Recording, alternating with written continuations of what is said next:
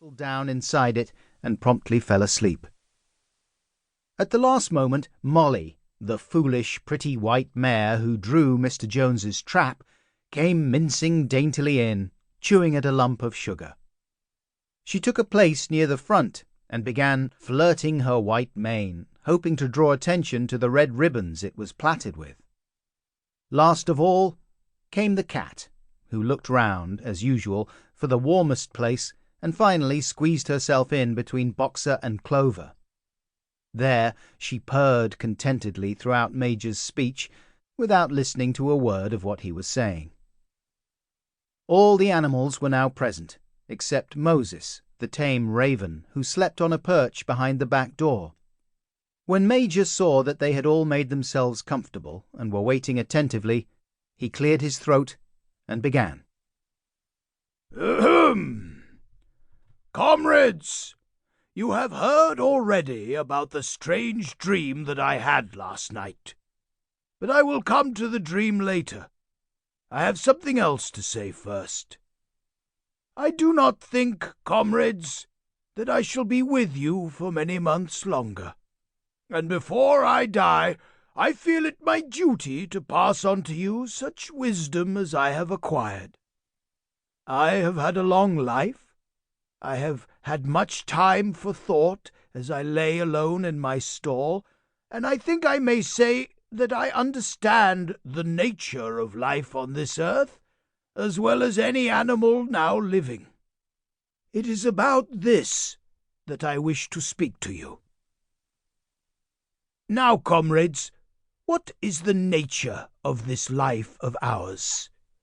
Let us face it, our lives are miserable, laborious, and short. We are born, we are given just so much food as will keep the breath in our bodies, and those of us who are capable of it are forced to work to the last atom of our strength, and the very instant that our usefulness has come to an end, we are slaughtered with hideous cruelty.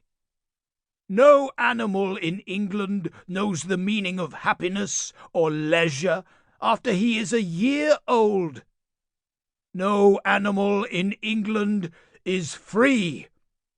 The life of an animal is misery and slavery.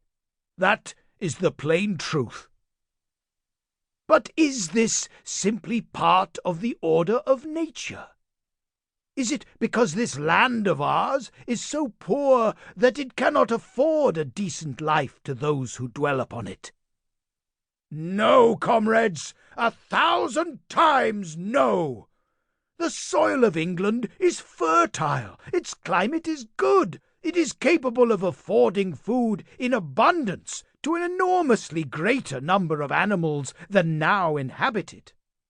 This single farm of ours would support 12 horses, 20 cows, hundreds of sheep, and all of them living in a comfort and a dignity that are now almost beyond our imagining. Why, then, do we continue in this miserable condition? Because nearly the whole of the produce of our labor is stolen from us by human beings. There, comrades, is the answer to all our problems.